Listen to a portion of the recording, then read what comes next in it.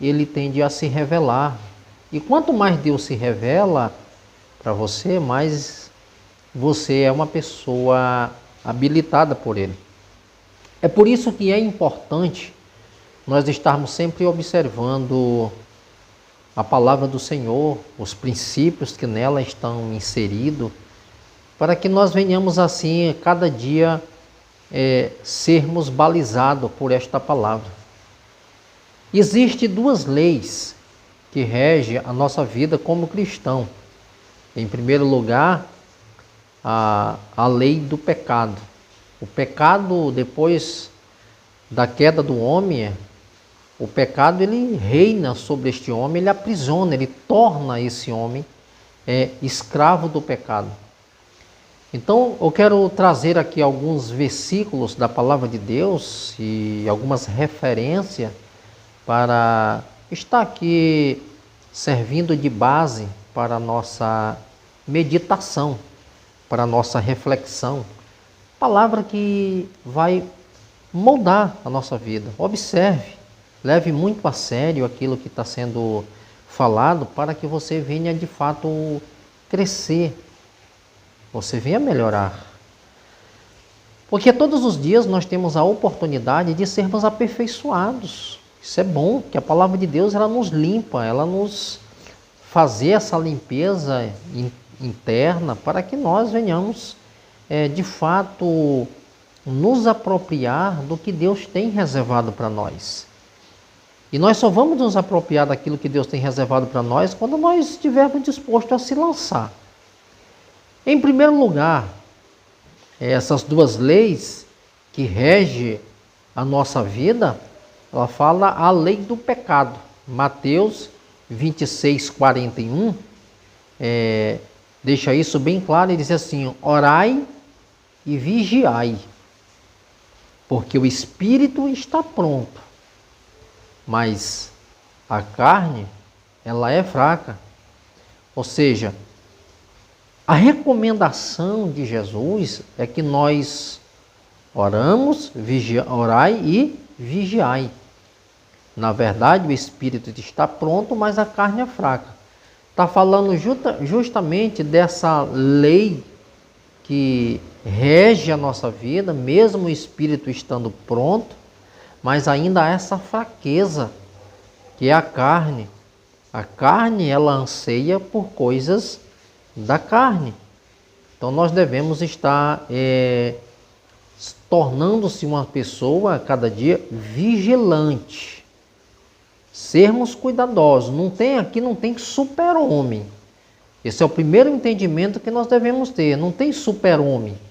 Tem pessoas que estão a cada dia sendo por Deus habilitada, sendo aperfeiçoado, e cada vez mais nós nos aproximamos de Deus, mas temos condições de nos tornarmos mais parecidos com Ele. Mas enquanto vivermos aqui, nós estaremos sujeitos, estamos sendo regidos por estas duas leis.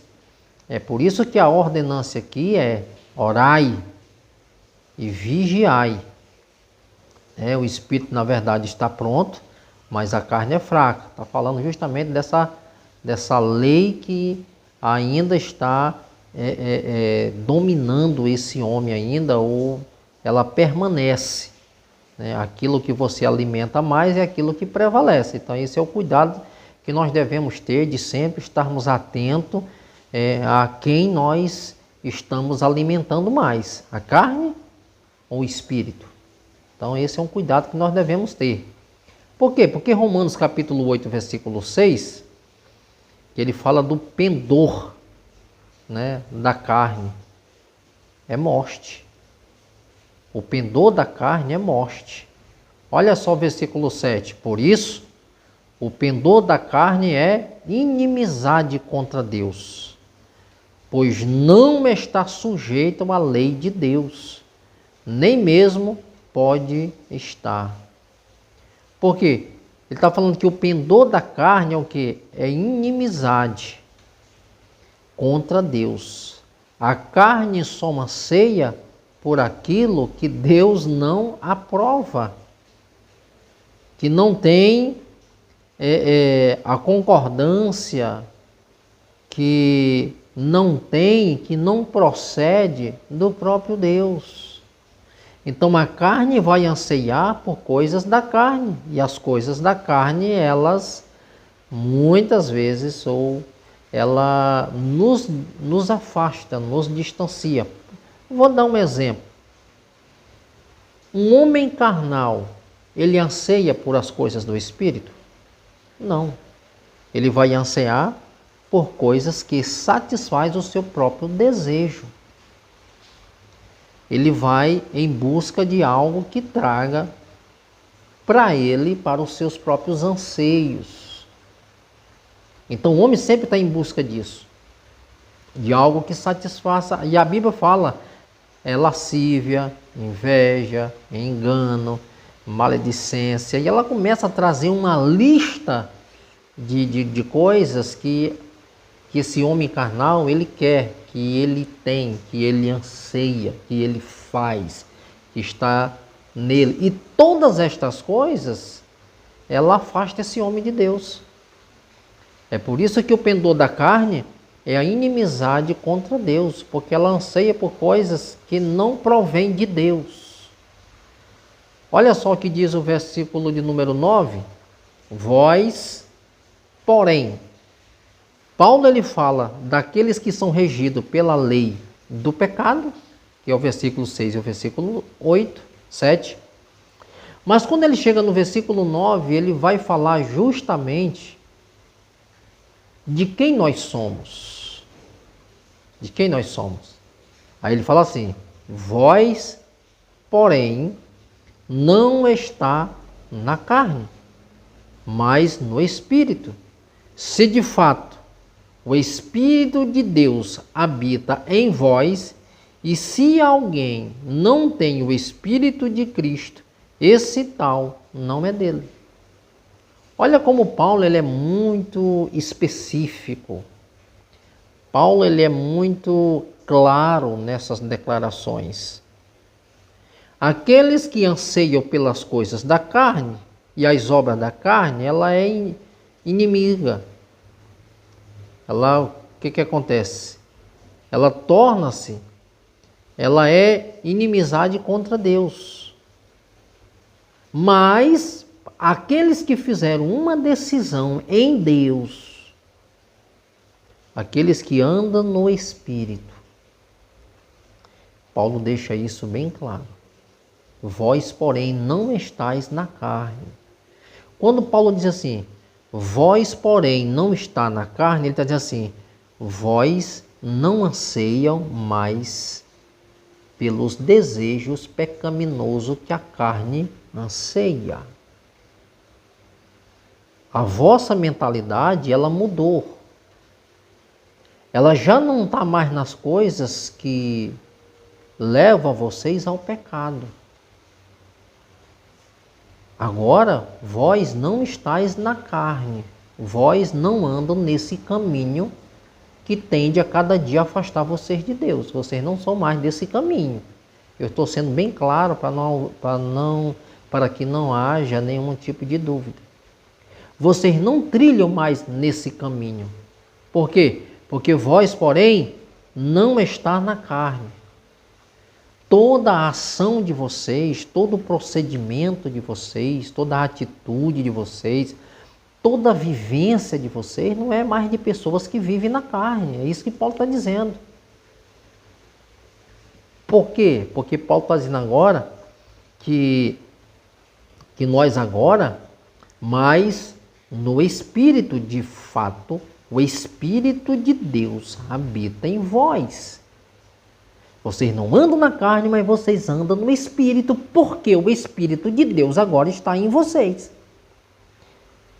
É isso que Jesus fala para Nicodemos, lá no capítulo 3 de João.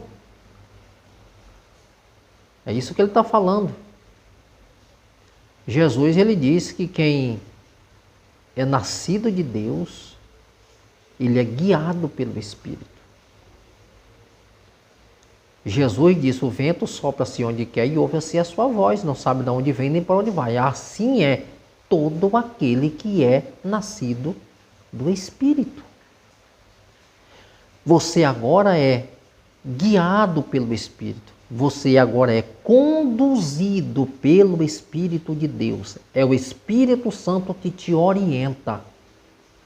É o Espírito Santo que rege a tua vida. É o Espírito Santo de Deus que te orienta.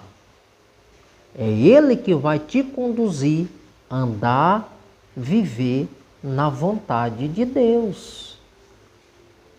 É o Espírito que participa para cada um de vocês a vontade de Deus, o propósito de Deus, o que Deus quer que você faça, a forma como você deve andar, se comportar, é andar no Espírito.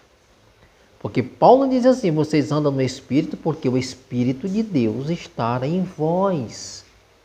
E ele fala outra coisa importante. E se alguém não tem o Espírito de Cristo, esse tal não é dele. O que Paulo está dizendo, se você não anda no Espírito, se você não vive no Espírito, se você não tem obras de quem nasceu de novo, se você não tem atitude de quem provou de um novo nascimento, Paulo está dizendo assim, ó, você não é de Deus não. Porque quem é de Deus revela Deus. Quem é de Deus tem obras semelhantes, parecidas. Isso é importante porque os irmãos, os apóstolos, eles foram chamados pela primeira vez em Antioquia de cristãos. Mas por que isso? Porque eles começaram a observar que a vivência dos apóstolos, o procedimento deles, o que eles faziam, a obra que eles estavam fazendo, aquilo que estava sendo produzido por eles, tornaram eles idênticos, parecidos, semelhantes a Cristo. Então é por isso que a palavra cristão são pequenos cristos. E Jesus, ele nos orienta e diz assim, assim como eu fiz, façais vós também. Ter a mesma vivência, ter o mesmo procedimento, viver como Cristo viveu, fazer como ele fez.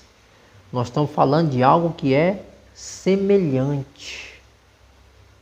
Isso é lindo por quê? Porque isso nos compromete a cada dia nos tornarmos parecidos com Cristo, porque o Espírito de Deus está em nós.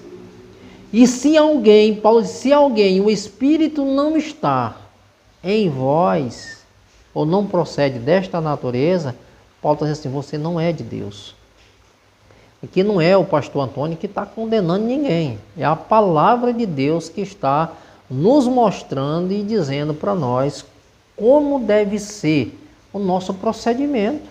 Eu não preciso, nesse critério aqui, nesse ponto, eu não posso julgar a vida de ninguém, porque a própria palavra, ela está fazendo o julgamento.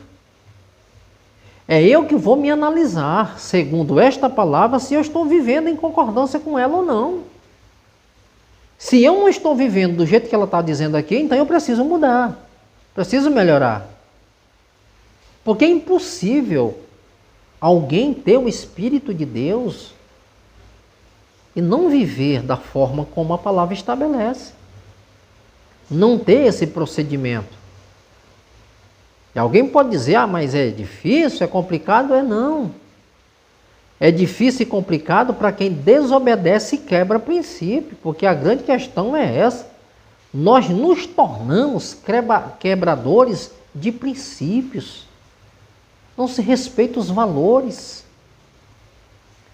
Não tem, hoje nós estamos diante de uma boa parte de pessoas que não submetem mais à autoridade, que não honram mais as suas lideranças, que não têm mais compromisso com a verdade, com a palavra.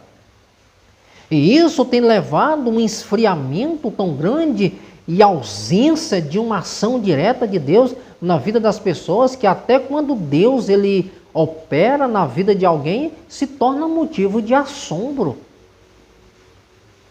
As pessoas ficam perplexas. Observe o que aconteceu em Atos capítulo 3. Pedro e João subindo ao templo. Eu estou mostrando aqui a diferença de quem tem o Espírito de Deus e de quem anda, pratica as obras da carne. Havia um homem colocado na porta do templo chamado Formosa. E é impressionante que aquele homem ele foi colocado na porta do templo. Quem era quem entrava no templo? Eram pessoas que estavam ali e o intuito dessas pessoas era buscar a presença de Deus. Mas é incrível que simplesmente 2 homens conseguiram ver a necessidade daquele homem que estava colocado ali naquela porta do templo. Por quê? Porque quando você é guiado pelo Espírito de Deus, você não vê só o estereótipo.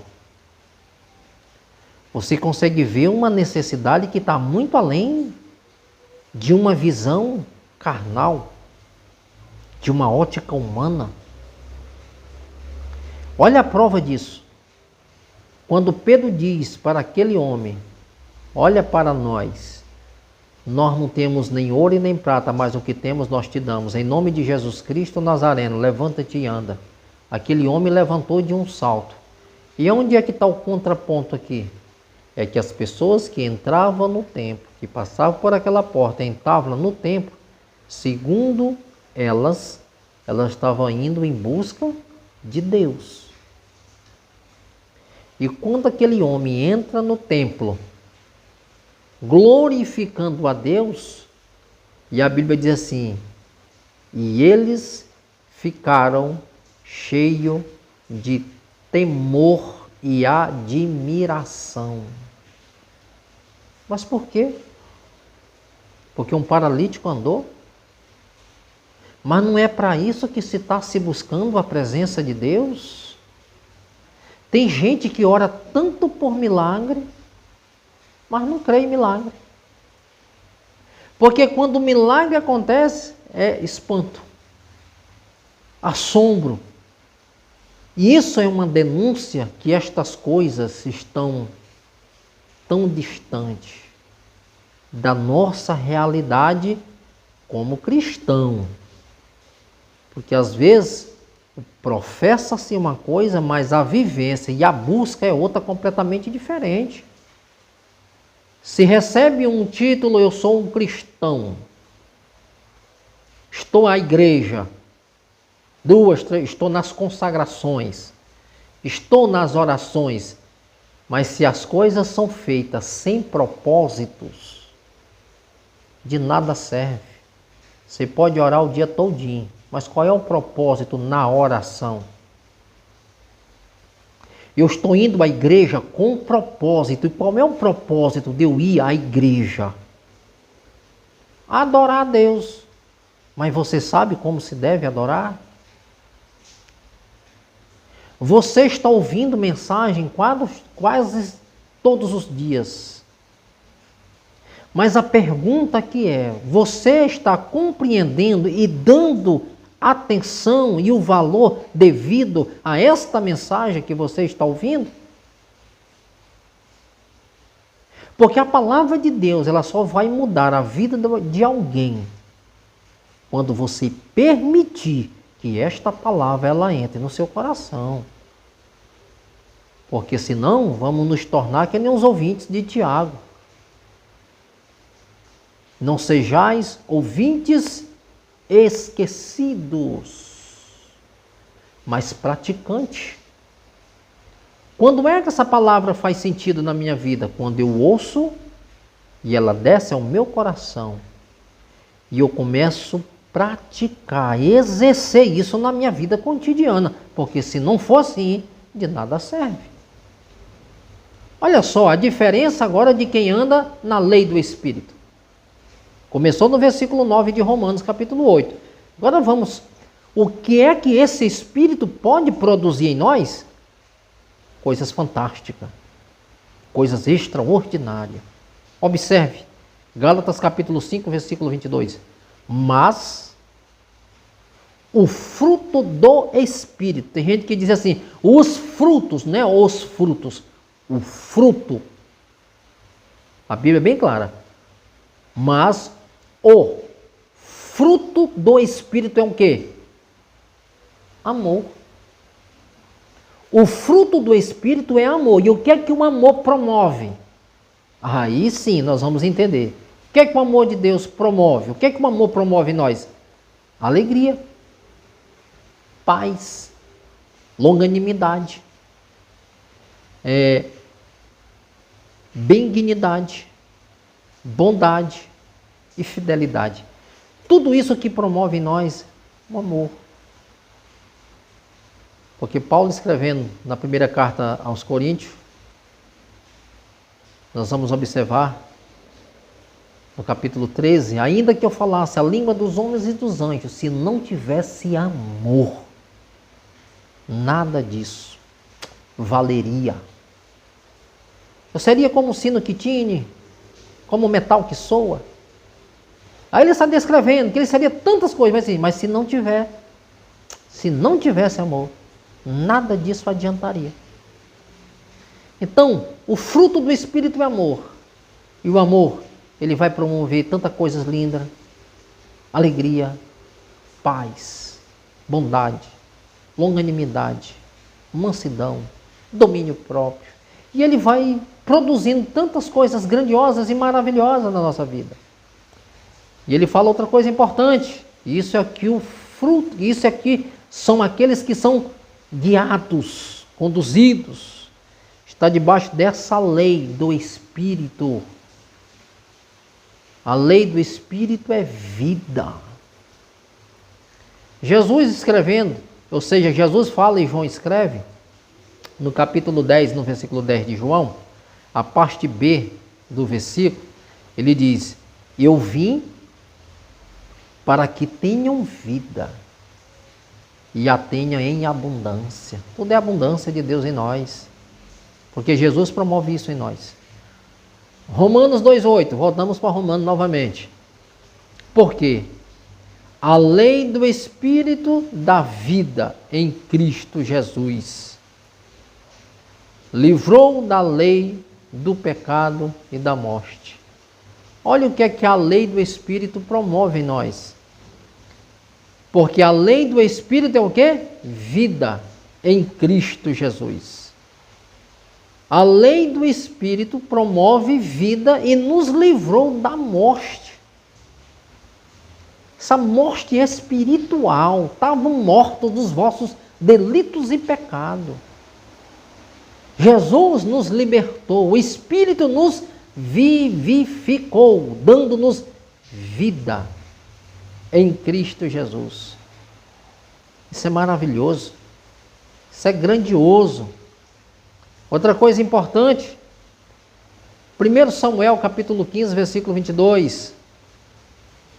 Porém, Samuel disse, tem porventura o Senhor tanto prazer em holocaustos, sacrifícios, quanto que se obedeceis a sua palavra?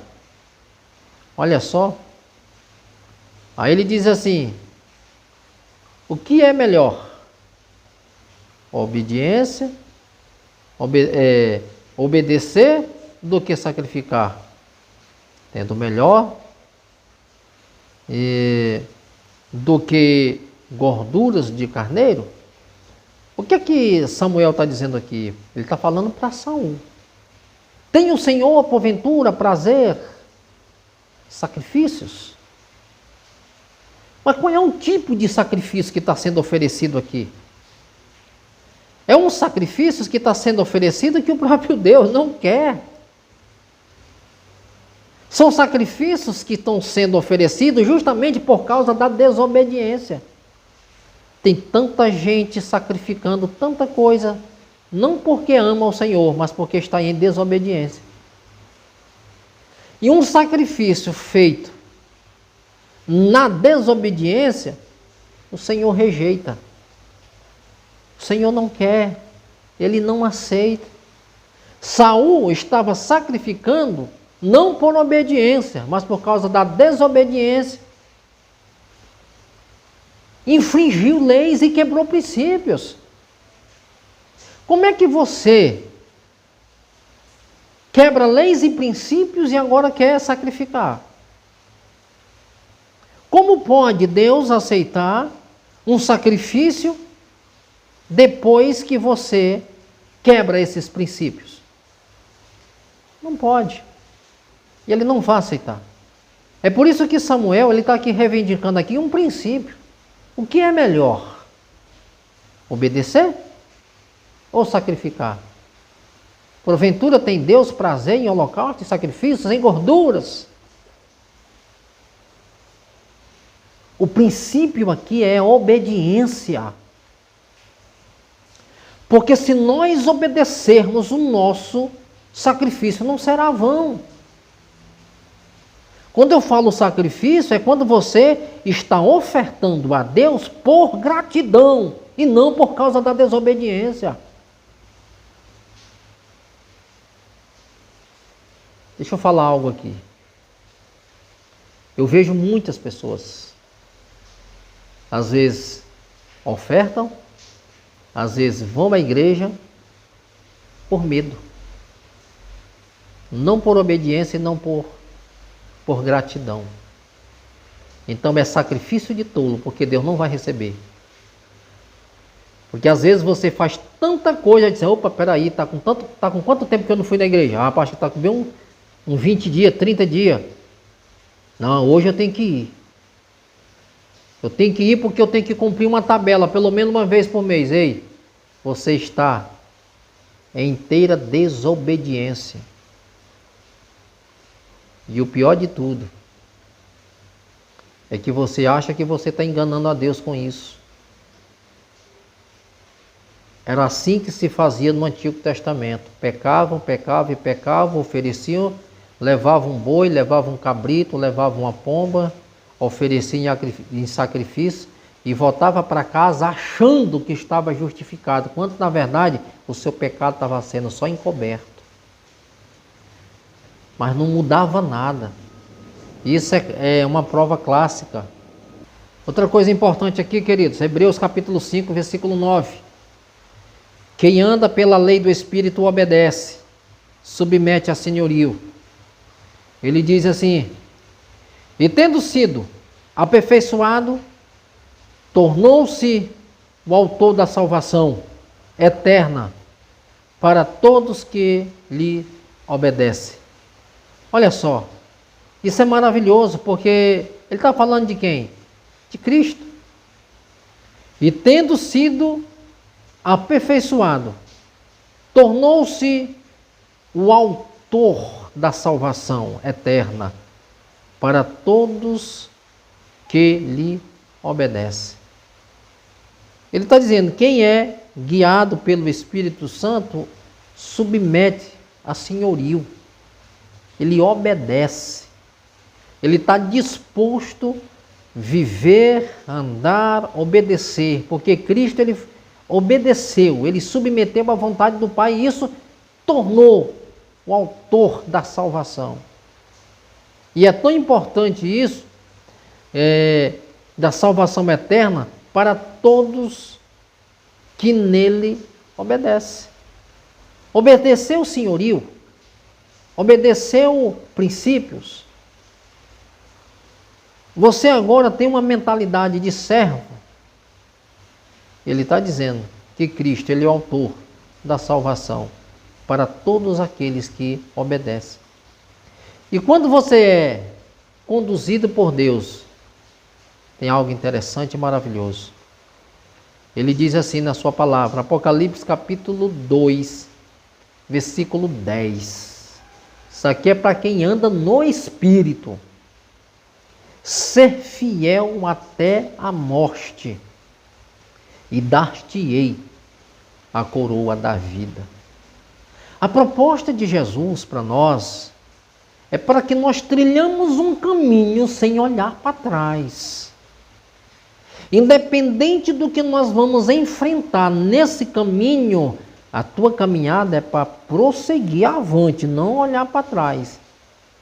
O escritor aos Hebreus disse: nós corramos a carreira que nos está proposta, olhando firmemente para o alvo, para o autor e consumador da nossa fé, que é Cristo Jesus. Então, queridos, que Deus te abençoe e te dê muita graça, em nome do Senhor Jesus Cristo.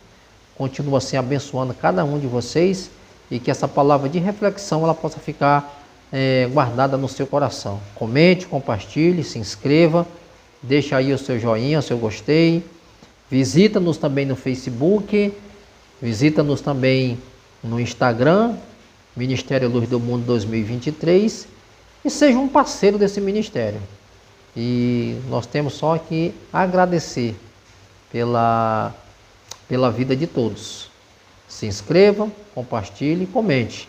E assim você está nos ajudando a crescer nessa plataforma.